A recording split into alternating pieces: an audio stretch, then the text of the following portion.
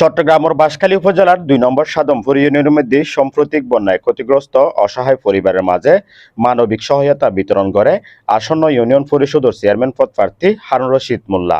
বন্যায় ক্ষতিগ্রস্ত বিভিন্ন পরিবারের হাতে প্রয়োজনীয় উপহার সামগ্রী বিতরণ করা হয়। এ সময় উপস্থিত গণ্যমান্য ব্যক্তিবর্গ, সামাজিক নেতৃবৃন্দ ও স্বেচ্ছাসেবকল উপস্থিত আছেন। এ সময় হারুন রশিদ মোল্লা হয় মানুষের দুঃসময়ে পাশে থাকা ও নৈতিক দায়িত্ব ভবিষ্যতেও এলাকার মানুষের যে কোনো দুর্যোগ ও মানবিক সহায়তা অব্যাহত রাখিব বলে আশা ব্যক্ত করে। মহেশখালী নিউ মার্কেটে সাফ কবলায় রেডি দোকানের মেলা, বিশেষ ছাড়ে নিচ তলায় 18 লাখ টাকায় দোকান। গোরখকাটা লামার বাজারে আধুনিক shopping mall Maheshkhali new market. এখনই রেডি দোকান কিনে ব্যবসা শুরু করুন। সহায়তা পাইয়ে নেওয়া উপকারভোগী পরিবারল কৃতজ্ঞতা প্রকাশ করে জানান, এই সহযোগিতা তারাল্লায় কঠিন সময়ের কিছুটা হলেও স্বস্তি আনি দিব। News desk, Chatga TV, Chittagong.